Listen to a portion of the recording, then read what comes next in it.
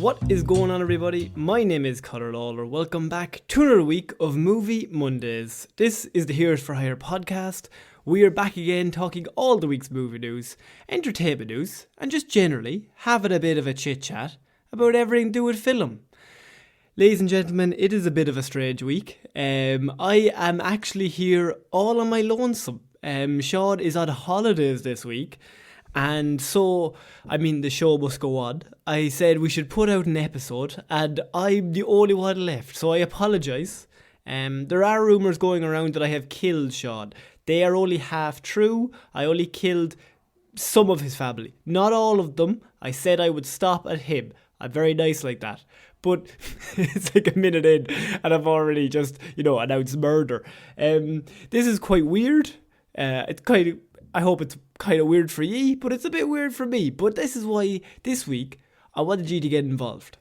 And I maybe told a few fibs, and I said we needed some questions for the Q&A. When in fact, I needed the questions for the Q&A, because I felt like without Shaun here, what we could do is we could kind of work together. And you could send in the questions you wanted answered. I'll give you my best answers. And, Shaun would be, all of his answers would probably be, half-arsed, just dumb, ridiculous. Some would say slanderous.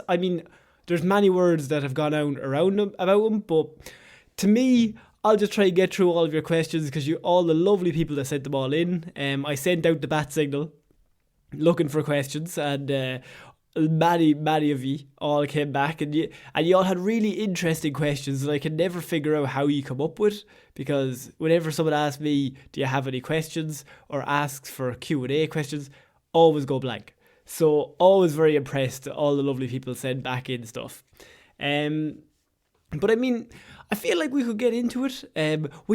I should, as I'm the only one here, it's weird because I have to do all the promos as well. Then look, we're not going to get into it, but we have a website. It's heroesforhire.ie. If you want to head on over there, all of our episodes are up there. If you could also give this episode a like and subscribe or whatever podcast platform you're listening to this on, that would be absolutely excellent. At this point, really just do it for charity more so than, any entertainment value that you'll be getting from this. But what you do have is one half of the Heroes for Hire podcast. Some would say one half. There are other statements you could make, but wouldn't say worst, wouldn't say best. Probably not the best, but we're going to get straight into it, okay? There's no waiting around, because Waffles came straight in one of these questions, and I'm going to be picking and choosing, going through all the different questions. So if your question doesn't get answered, I do apologise. I'm going to try and get to them all. As I said, I'm only one man. I know I'm an amazing person. I know I'm perfect in most ways, but one of these times I will forget a question, and you have every right to maybe put some curses on me or whatever.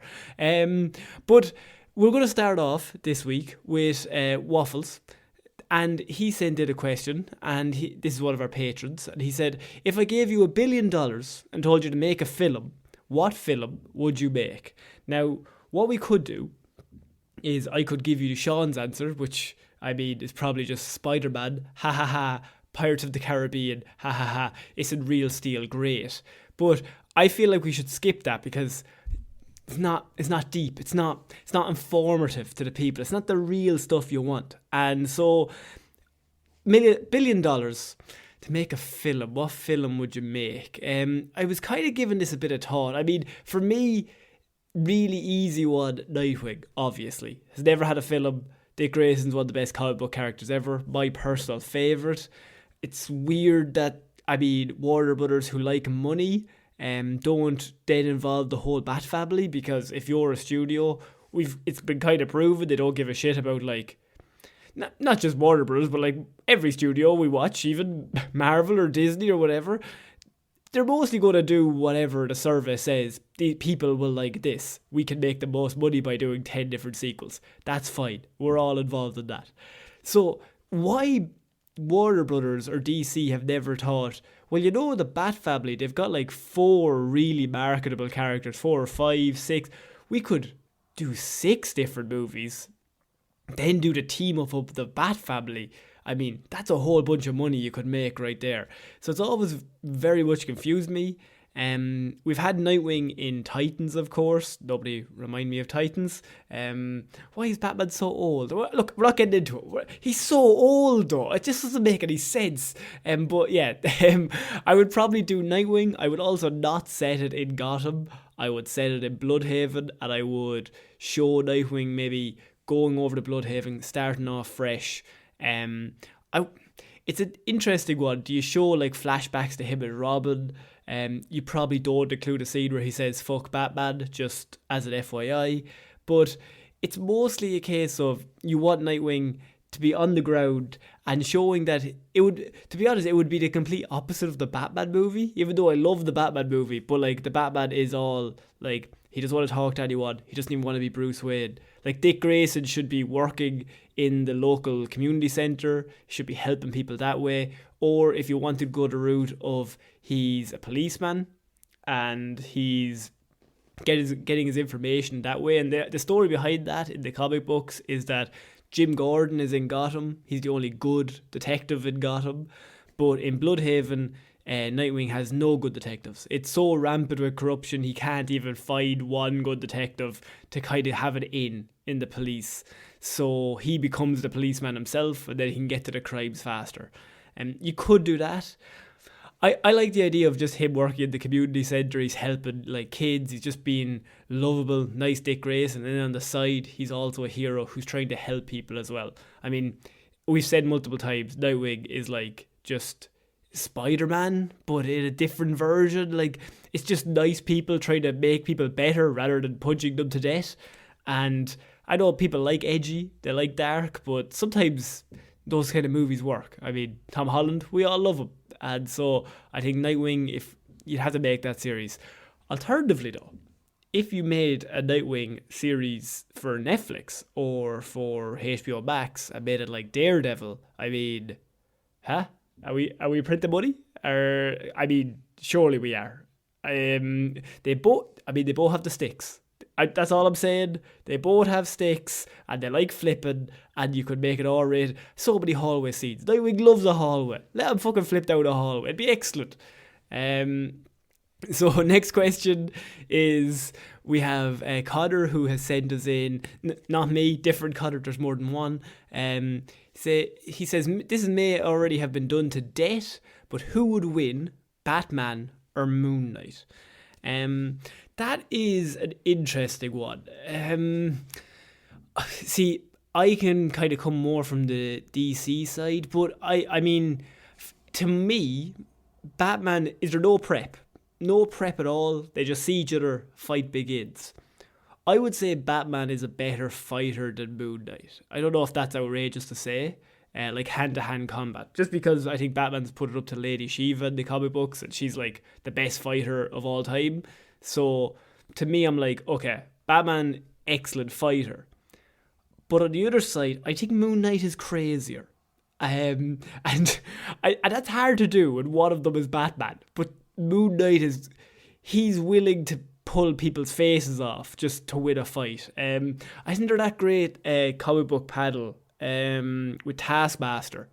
And Taskmaster says Taskmaster of course learns all of his opponent's moves. And he says that he doesn't want to copy Moon Knight's moves because he's too crazy. Even he won't copy them. I like that. I really do. I suppose I'm going to have to say Batman just because, like, I have to stick loyal to Batman. But at the same time, I think it might be a draw. I think Batman wouldn't give up, but Moon Knight wouldn't just never stay down.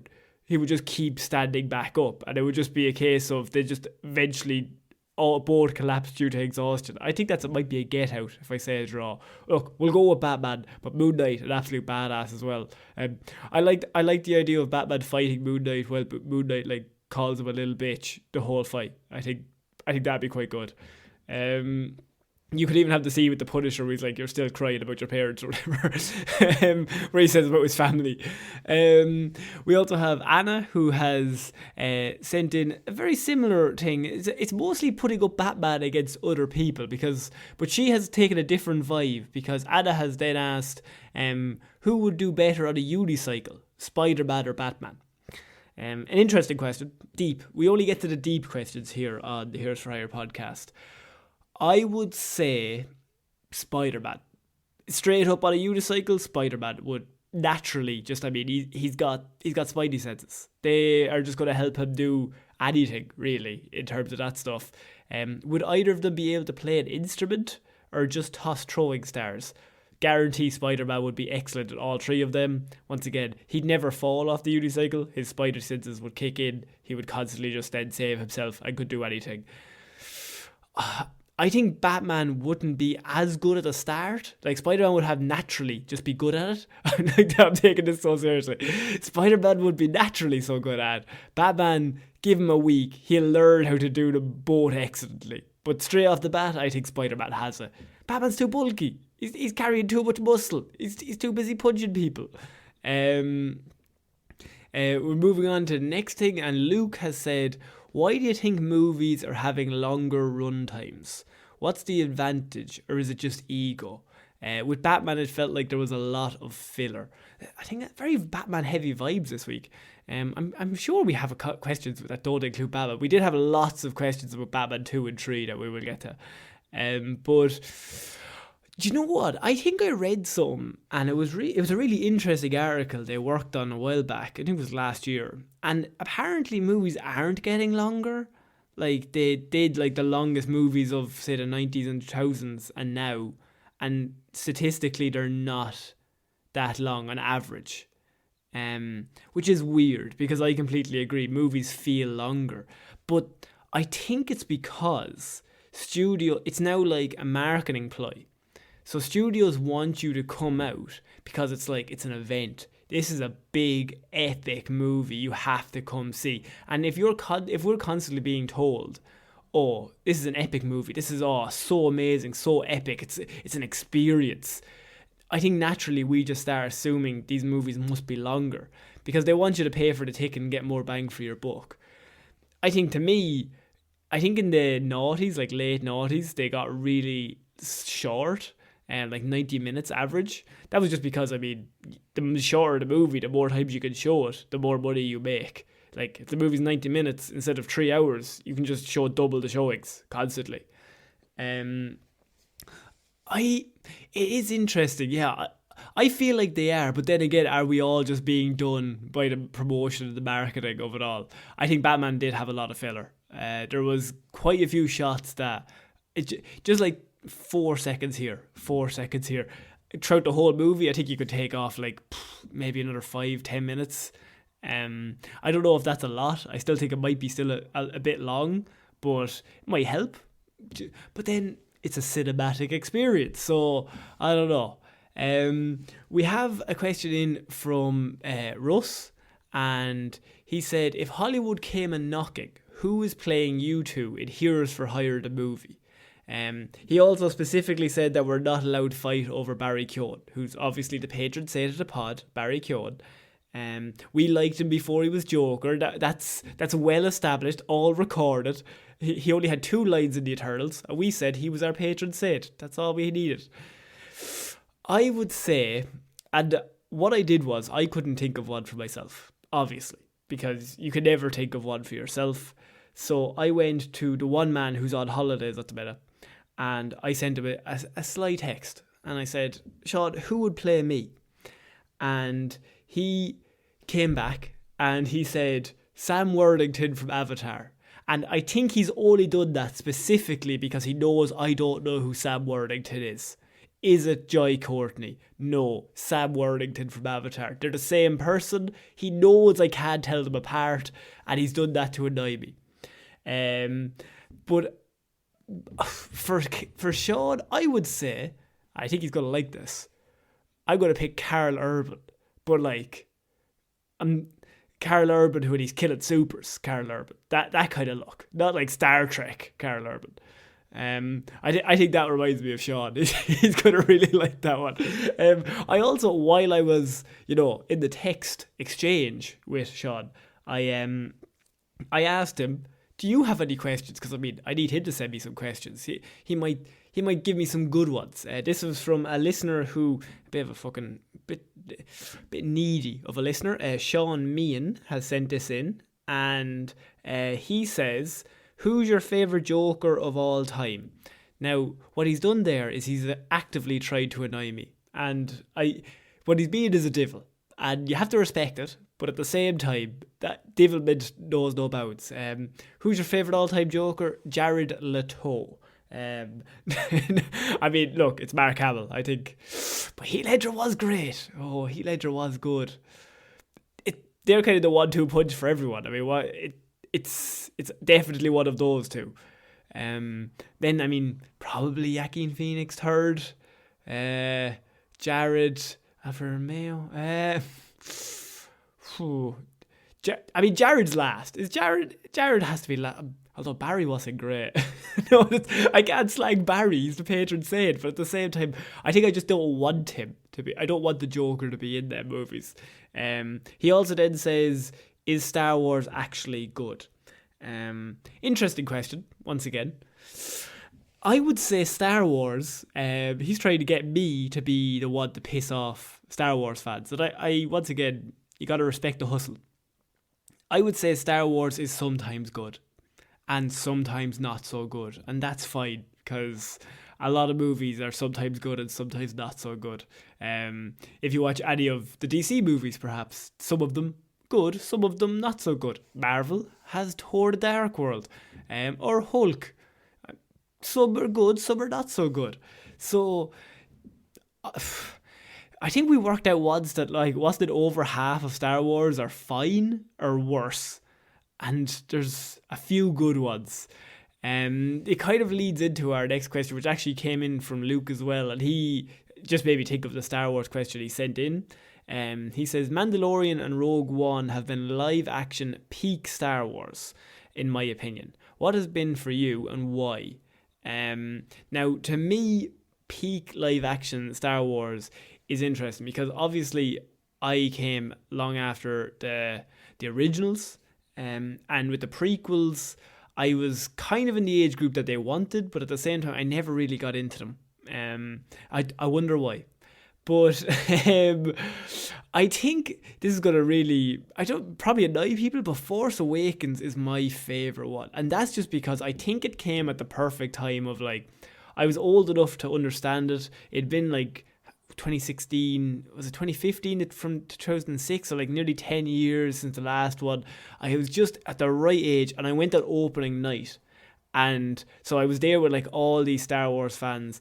And when the movie started, I was like, when it ended, I was like, that was really good. Like, I was just so hyped about it. Now, looking back at it, I mean, it's A New Hope just remade. That's fine.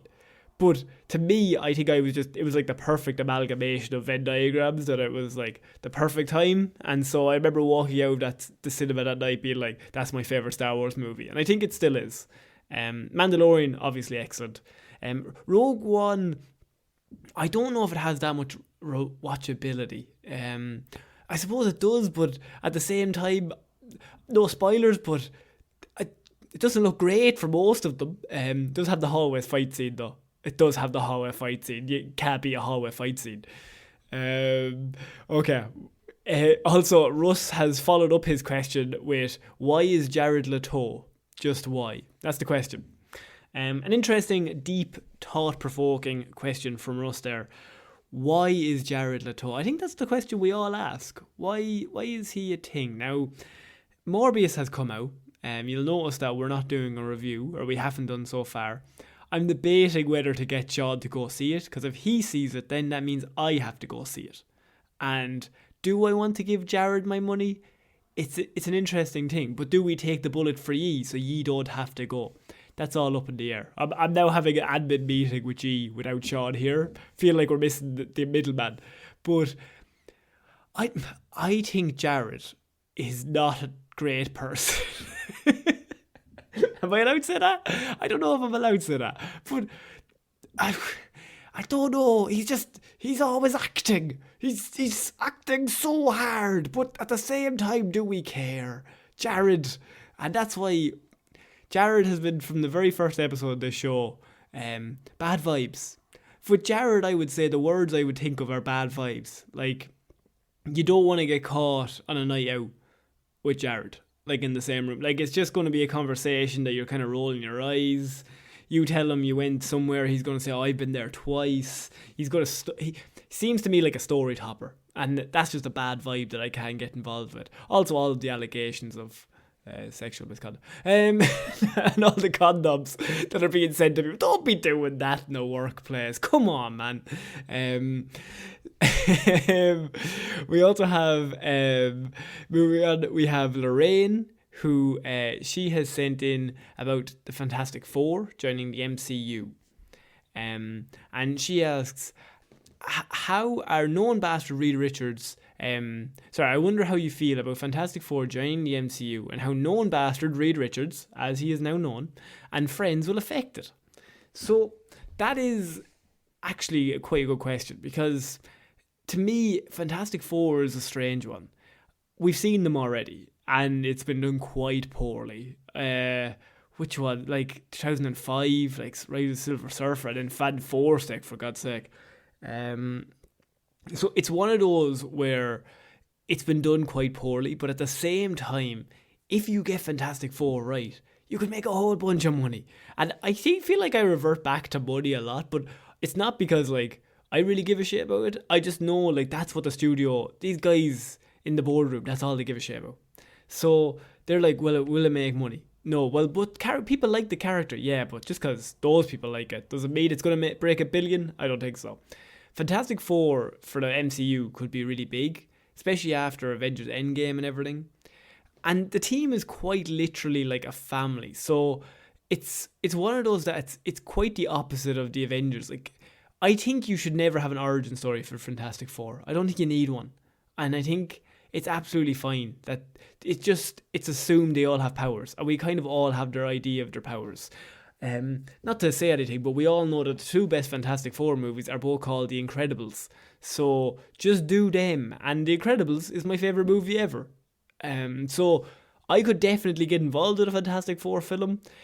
It's like Guardians of the Galaxy, but if Guardians of the Galaxy can work, like Fantastic Four could definitely work. They're normally intergalactic or interdimensional. Like, the only issue is half the team don't really have power sets or like powers that like lend themselves to the big fight scenes. And that's kind of fine though, because you don't need to put them in that many fight scenes. You just put the Thing in fight scenes. Like, let him punch people and he's the cool fight scenes. And then you also have like the other people in the team that are doing other stuff. Known bastard Reed Richards kicking orphans. Of course he is. Sue Storm saying to Reed Richards, don't kick orphans, but at the same time, like, I'm going to look the other way. There's also an orphanage over there. Here's a match. I just need Reed Richards doing bad shit and the other three being like, that's a bit, it's not great, but he's so smart. Oh, is he bendy? Boys? I just want the Thing to have I feel very emotional about the Thing just because that he needs a break. Michael Chiklis, of course, needs a break, but the Thing, the character himself, I think it could work. I think it could be quite good. It's just really tricky to do, but I suppose, as I mentioned, if they can pull out, they've done like Captain Marvel and they've done Guardians of the Galaxy. They've gone intergalactic. They've gone interdimensional even now. So it can't be that hard. You can definitely do this, and it's a team. That's what they do all the time. She also said, could I also give a shout out to my boyfriend Conor? We're both big fans, and I was just one person he told about the podcast. So well done Lorraine, and well done Conor. And I want to make it clear that I would have had the two of you taken to jail if more than one person had found out. So it's interesting. We always say tell one human being that we exist. Now, if we don't say the next bit, that's in like small writing. It's if you tell two people we're allowed beat you with sticks. And we didn't make the rules, even though we created those exact rules. It was just, handed down to us. So next question comes from Peter. And Peter asks, who is your comic book Mount Rushmore? Really good question. And something that, like, I don't know. It's really hard because no matter what happens, you're going to piss people off. To me, I think Grant Morrison should be up there. I don't know if he would be in a lot of people. Bill Finger, I would throw up there, but this is obviously personal towards me. So like your Mount Rushmore might be completely different to mine. There was a few names going around. So like Grant Morrison and Bill Finger were the first two I thought of. And then like you have Jack Kirby, Steve Ditko, Stan Lee. Do you throw Stan in? Marv Wolfman. And then of course the fact like you've Alan Moore, Frank Miller, a whole bunch of really talented people. I would go, and please nobody burn me at the stake. I'm going to go Grant Morrison. I'm going to go, because Grant Morrison did my favourite comic book run. Well, two of them actually. It was the Justice League, or the JLA in 2000, or was it 99? That was where Batman sets fire to all the White Martians. Always great. And I mean, he also did the 2009 Batman and Robin run with Dick Grayson as Batman and Damian Wayne as Robin. And that's one of my favourite stories ever. I just love them as a dynamic and I love them as a duo. So I'm going to throw Grant in. I'm going to go Jack Kirby. We'll go Jack, Bill Finger, and I think we may throw Stan in. Steve Ditko's a pretty strong show as well. We'll throw Stan in. We'll throw Stan in to complete it though. I mean, he's Stanley. What can you do? You can't not throw Stanley in there. We also have Kieran, who he came in with, I think, my favourite question. And he said, is Sony's Sinister Six the worst planned Marvel project ever? And this was actually something that made me think. Because I was like, is there a worse one than Sony's Sinister Six? Because Sinister Six was their plan was so bad that all of the villains all originated from the basement of Oscorp. And I feel like if your villains' origins are all coming from a basement, I feel like you've gone wrong. So I can see them. I had a few other ideas. The only rival that I could come up with was X-Men Origins, just because, I mean, they had Wolverine Origins, they were going to do Magneto Origins, Professor X Origins, but Wolverine was so bad that they just never got around to them. So I could see that's Fox, so I suppose that could be a pretty bad whatever. But no, I think I'm going to have to go with the Sinister Six, just because the hilarity of just the villains walking down to the basement and finding all of their equipment already in all the cages just solves a load of problems. And they thought somehow that would work. And then you had all the emails coming out afterwards being like, you know, we're going to do this, we're going to do this. Then Andrew Garfield got fired. It was a real messy time for Sony. Glad it worked out for them now. They're just still around, still powering on through. But at that time, it was just like, it was not good. Just not good at all. Yeah, just the basement of Oscorp is I think that should happen more often. I think like Batman villains should have the same thing. Like the basement of Wayne Tower should have loads of, just like, it should have the acid that the Joker falls into. Like Clayface gets injected down there. Mr. Freeze. To be honest though, Wayne Tech is normally involved in a lot. Like Mr. Freeze worked for Wayne. It depends on which comic book you read. So, okay, we're going to move on to our next question. We have TJ who wrote in and he said, what villains would you like to see in the Batman 2 and 3? I'll tell you one that I don't want to see. It's rhymes with Moker, and I was trying to think of a different villain that could sound like that, but I think there's only one.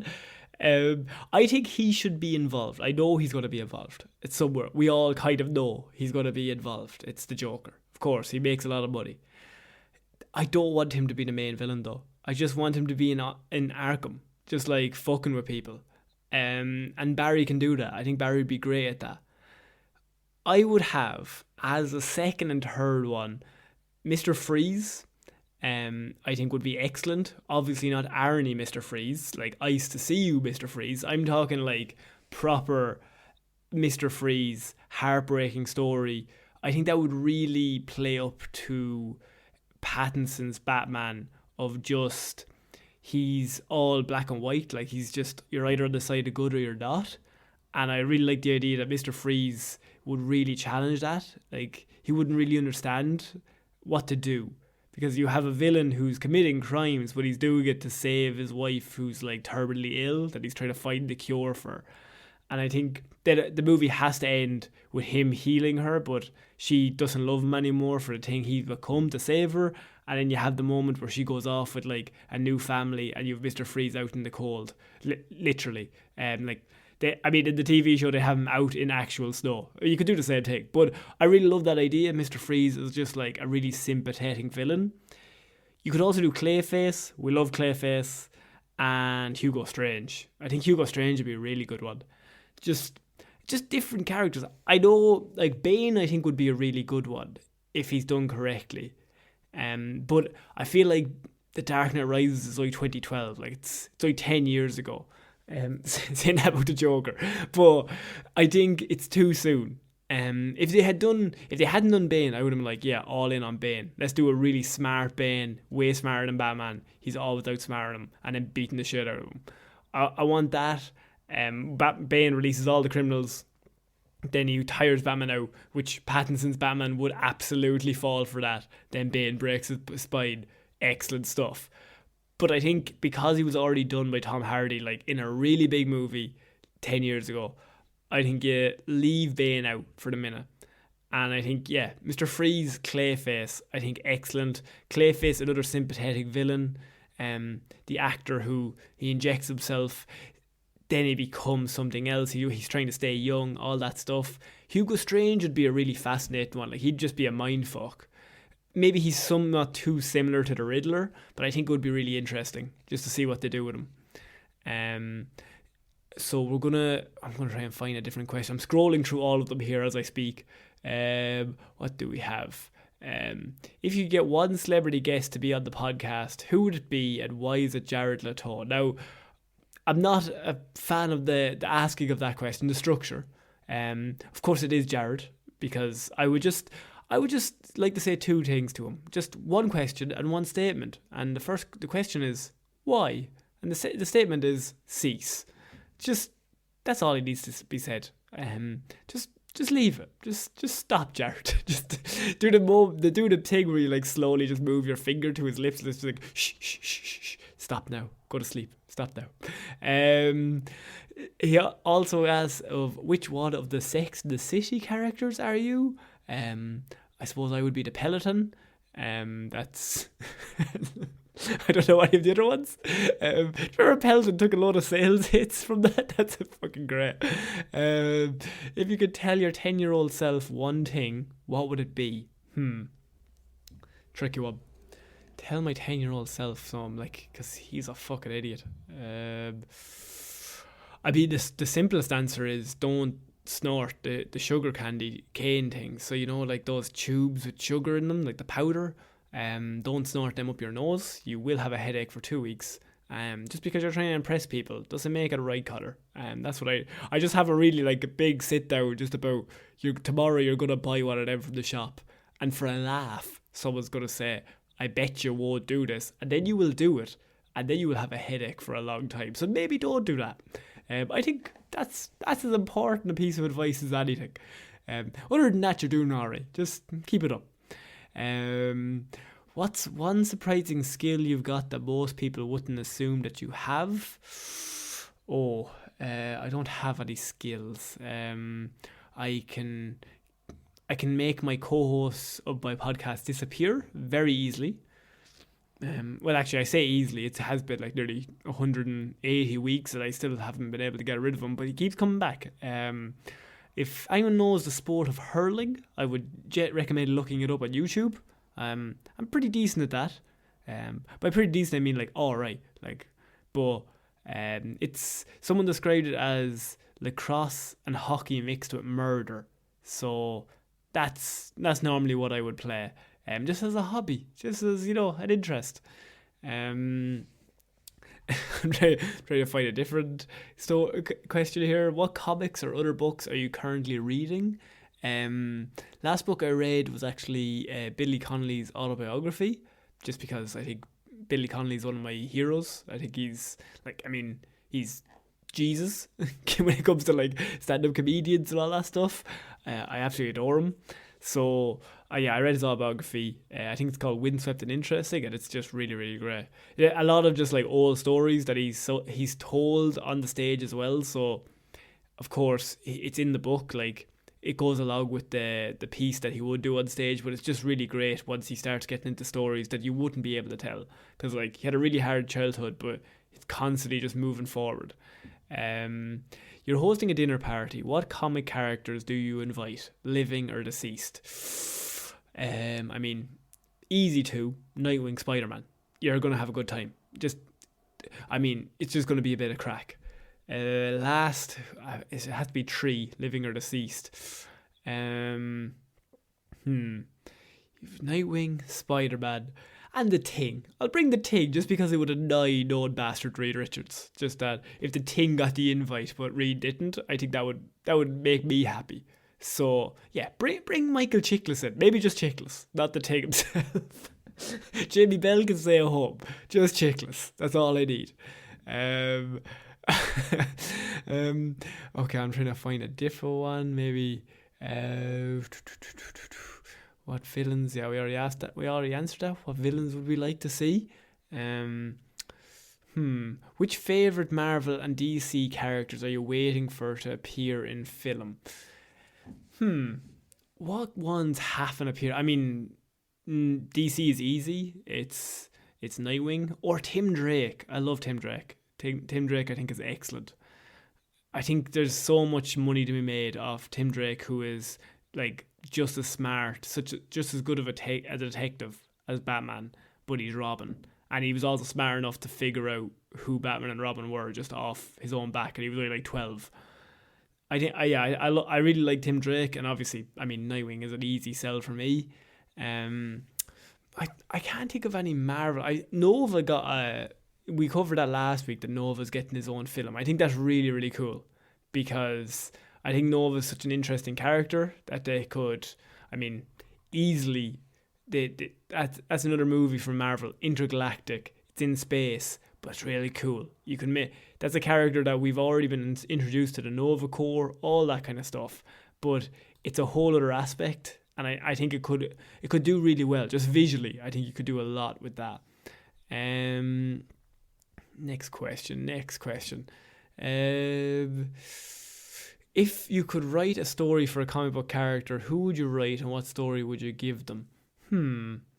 I feel like this is going to be very similar to the last one, just because, it's nice and easy. You've got Dick Grayson, Tim Drake solving crimes, just palling about solving crimes together. What's nicer?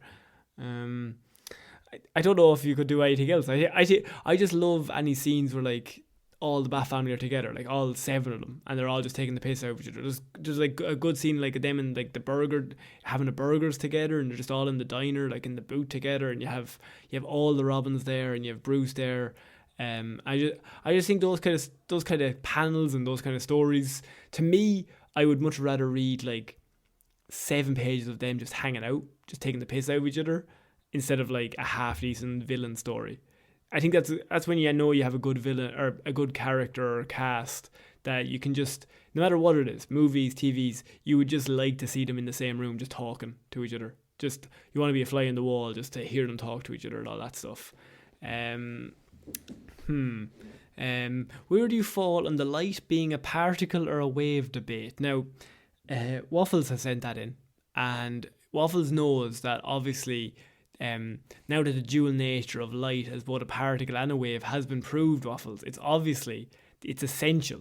The theory was further evolved from electromagnetics into quantum mechanics. I don't need to tell you this, right? You know yourself. Einstein believed light is a particle, a photon, and the flow of photons is a wave. So if that doesn't clear it up, I don't know what is. I'm literally talking to you like a child here. It's just, if you can't get it from what I've just explained to you, like in the most simple ways, I don't know, I think you're a lost cause. I don't know what else to tell you. And a lot of people will think, wow, Conor, you knew that off the top of your head, and I will say no. But at the same time, sounded impressive, and that's the most important thing, if it sounded impressive.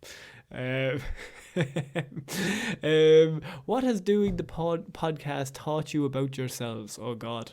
Oh no, it's a deep one. What has doing the podcast taught me about myself? What? It's taught me that somehow I have the ability to talk shit to myself for 40 minutes. But I do that already. Okay, we have another question of, this is from Róisín. Who is the most boring hero in your opinion? Oh, the most boring hero. Now, I think the easy answer is Superman. I don't know if it is actually Superman though, but I think he's the easy one. He has all the powers. He could reverse time, all that stuff. I think a lot of people would say Superman. I think Superman, I mean, he's been around that long for a reason, that he's probably not that boring. I think we've covered that if Captain America can work, then I think Superman can work. Most boring hero. Are we going off comic books or off screen? Because if it's off screen, Danny Rand is the most boring hero I've ever seen in my life. Although Morbius also exists now, technically. Could I be my get out clause if I pick Morbius? Is he an anti-hero? The Venom movies were quite boring as well. I don't want to go off comic book, because I think in comic books you can make everybody interesting. Like, as we've been kind of shown with Hero or Zero, like, even the smaller characters, they normally have one or two cool things. There are some characters that are really shit, but I wouldn't describe them as boring. Like, we've covered the Black Condor, whose power is he was raised by condors and they taught him to fly just because he watched them. I don't know if that's actively boring. I think that's so bad it's good. I'm going to go with Danny Rand in the Defenders Netflix series. That's still one of just outright terrible, just an outright bad hero. He's meant to be like a kung fu master, and he's like fighting 2 dudes, and Daredevil's fighting 4, and I'm just like, you're Iron Fist. Surely you can fight them all. Doesn't make any sense. What would your superhero name be? I've always said my power would be to control time, just because I think that's the best power. It doesn't matter what they do. I like the Batman villain, the Clock King. I don't know if I would actively change or steal the Clock King, but you could definitely use that. If it's to do with time, I would copyright infringe, would just call myself Tick Tick Boom, and I would go for an Oscar. That's about it. Which villain do you most empathize with? I think we've kind of already covered. I mean, Mr. Freeze. Mr. Freeze is a tricky one, because he is doing the crimes. At certain points, he is doing the crimes just for doing them. But I love the idea that his wife is sick and he's only robbing like medical things. Like he's breaking into medical centers to try and steal things that'll help that, or he's robbing from other places to fund medical research. So I really like that idea. And also the Batman Beyond episode where he becomes a human again, that's really, really great. I think that's called Meltdown, I think it is. That's a really good episode. It just really like helps you empathize with him just as a person. Like, he's completely normal, but then he realizes that obviously his wife didn't really give a shit when he healed her. Which alignment are you in D&D terms? Lawful good, chaotic evil, or etc.? Now, I know Shaun plays D&D, so he would be much better suited to answer this. But I think Shaun will agree that I would be, of course, chaotic evil. Just because I think it might be funny to ruin the game. Not ruin the game, but actively just be a bit of a dick. I think that might just cheer me up. Is that bad? Does that sound bad? I don't know. Would you ever consider doing a live show or live stream? We actually have talked about that. Doing a live show or some sort of, like, we talk on Google Meets anyway. So, I mean, it would be really easy just to record them if you wanted to put them up on the Patreon just for a bit of extra content. It's a case of people would have to look at us. We could also do a live call where what we could do is we could record it, but we'll send you out the invite to the meeting itself so you can all kind of jump in. and just jump in and have a chat with us.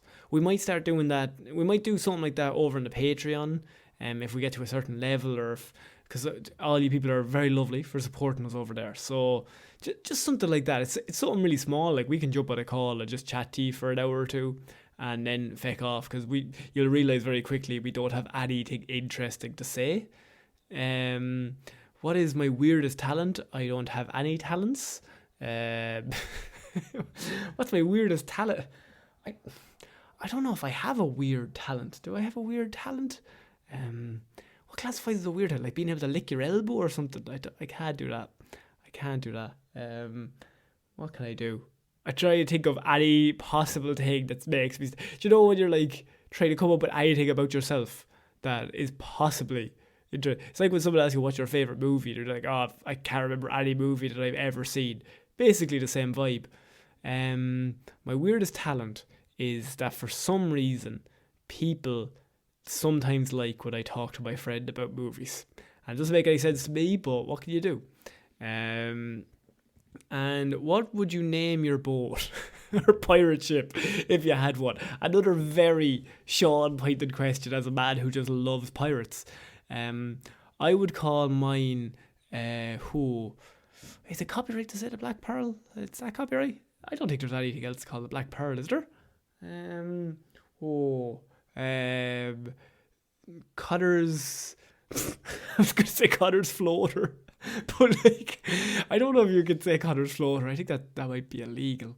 I think the police might arrest us. But I suppose we are a pirate ship, so I think we wouldn't care because we'd be badasses.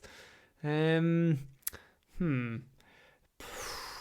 of your boat or pirate boat? I'm gonna go with Connor's floaty, just because I think nobody. If you were a pirate ship and floaty friends is what it's called.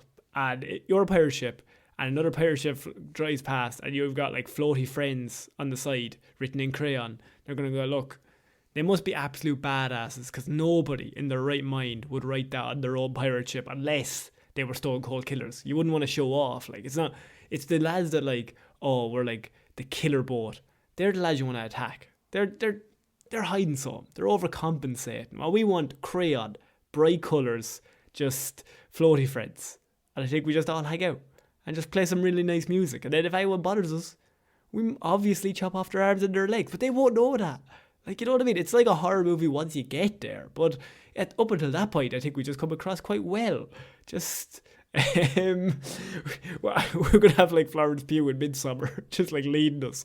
It's going to be all very happy, but like it's very flowery, but like awful things will happen. I think, have we gotten through all of the questions?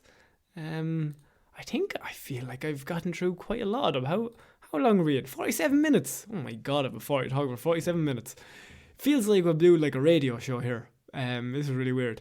But yeah, I think we can call it a day there. I think we got through quite a few questions.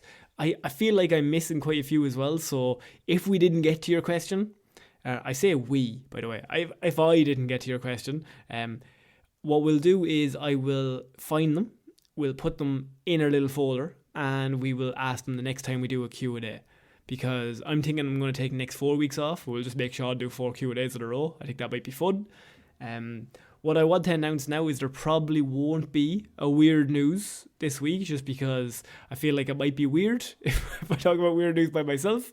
And hopefully we'll have a Hero or Zero out on Friday anyway, just to kind of cover us. But yeah, I just wanted to get that out. If you want to support the show, or maybe just, help me out, because, I'm exhausted now. I'm a tired boy. I'm here by myself. Just, you can head on over to our Patreon. It's patreon.com/Heroes for Hire podcast. But you can also just head on over to our website, which is heroesforhire.ie. It has all of our episodes up there. All of our socials are up there. All of our contact info. And if you want to support the show, you can, of course, support the show over on the website. It's just one click. And we have the shop there as well. So if you want to get some merch, or a hat, or a t-shirt with Heroes for Hire, or any of our designs on them, it's all up there as well. So the link will be down below, but it's heroesforhire.ie if you want to support us. And just most importantly, could you tell one human being that we exist? Just a one. I had to say that by myself. That's fucking weird. I would notice that. That was fucking weird. Look, I think we'll call it a day there. But I have been Ciara Lawler. Thank you all so much for all of your questions.